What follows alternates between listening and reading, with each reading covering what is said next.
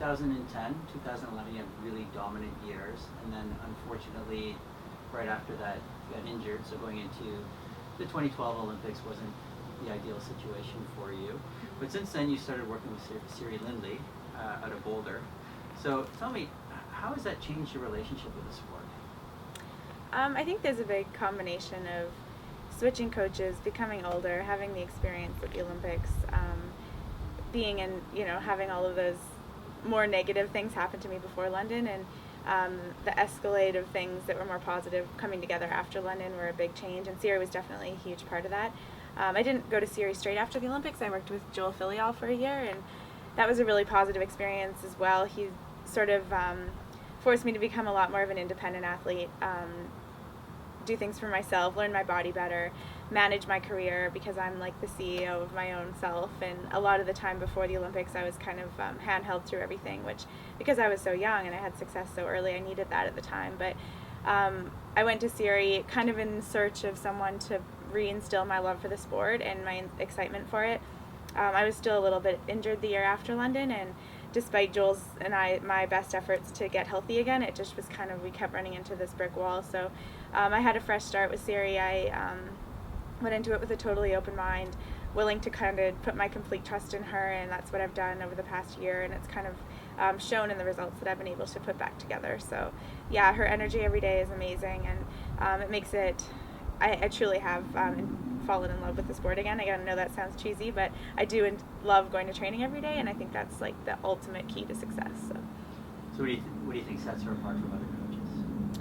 I think anyone that has met Siri kind of could answer that question for you. Her radiating energy, and her positivity, and her belief in me, and it's not fake. Like it's truly real. Her happiness that she brings every day. She's not coming on deck, if she's not telling you you're great when she doesn't believe it. And I think I really thrive on positive feedback, and I haven't really had a lot of that with coaches. Some of them like to just sit back and not get too excited and not get too emotional when things aren't going well, and just kind of stay at a level emotions. And that's really good for some athletes. They really need that because they're so up and down. But I think for me at the time in particular, when I switched to her and I was at such a low, I really needed someone to boost the belief that I had in myself, and she's the perfect person for that because she is so positive in the feedback that she gives. And again, it's not fake. We're working hard, and she'll give us corrections and tell us when we're not doing great, but being told that you're awesome is actually a really positive thing. And for me, I needed that last year, and so that's kind of what sets her apart. And do you think that she's improved any one of your three disciplines in the sport specifically, or has it been sort of a more overall approach to everything and how you approach the sport? We've had to be pretty careful with my returning to running because of my history of injury, and we did that successfully. The training is a lot different than I did when I was a junior, when I was U23 and coming up through the ranks, and I think that's okay. I think as you get older, your body changes and you need different stimulus, and I can't just go back and train like I did when I was 19 and 20 and expect to have to win World Cup races. It's an evolving sport, and I'm an evolving person, and so it is a lot of different training. We do a lot of speed stuff in the pool, really high heart rate, a lot of trainer work on the bikes, like on the stationary trainers, and that just gets your heart rate so high. Like those sessions are really, really hard and solid.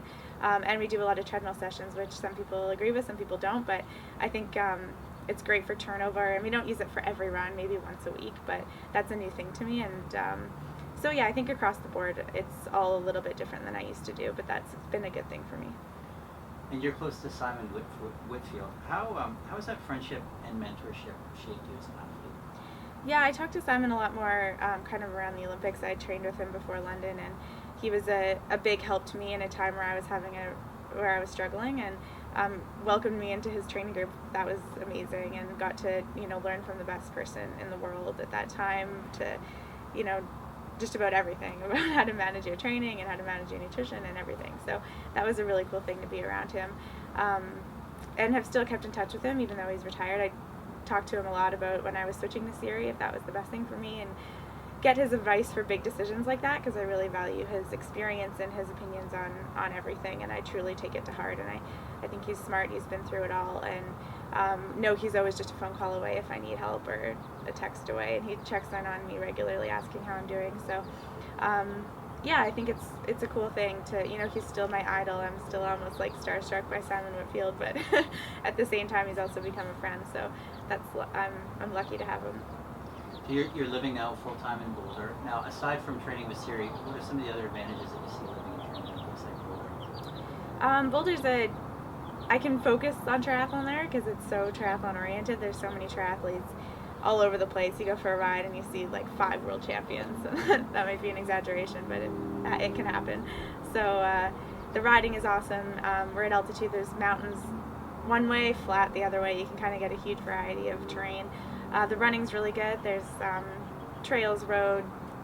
We train in an awesome gym, which is actually one of my favorite parts, Rally Sport, and the owner, Erin Carson, works with me for my gym work and strength work, and she's incredible, by far the best strength and conditioning kind of stability work person I've ever worked with, and really understands my body and has been key in getting me back healthy and running consistently. I really trust her. She's one of my favorite people in Boulder, so that's been a huge thing. I like where I live. I have a good kind of social network of people where I can escape the sport a bit and have fun, but at the same time not get too distracted. And it's just a good weather. I don't know, I could go on and on, but I can see why people go to train there. So obviously the goal is Rio 2016. Yeah. How do you see the next year of your life unfolding to make that happen? I think a lot of it is just the same kind of thing I'm doing now. You don't want to change too much just because there's an Olympics in sight. It's hard work, consistency, staying injury free, looking after your body, all the things we try to do every day. There's a fine line between pushing yourself to be the best and then getting injured. So I think I'm learning that still, of the balance between that. And it's been good with Siri. We have good communication to kind of, if we start to approach that line or cross it, we can push things back and kind of stay healthy. So that's going to be the key thing for me, is staying healthy, because consistency in running, you can't beat that. If you have to go take 2 weeks off here, 2 weeks off there, it really breaks up the training, and I won't get to the level I need to even qualify. So that's going to be the most important thing, just eating well, training well, doing all the little things right. I know it sounds so cliche, but that's actually like the most important thing.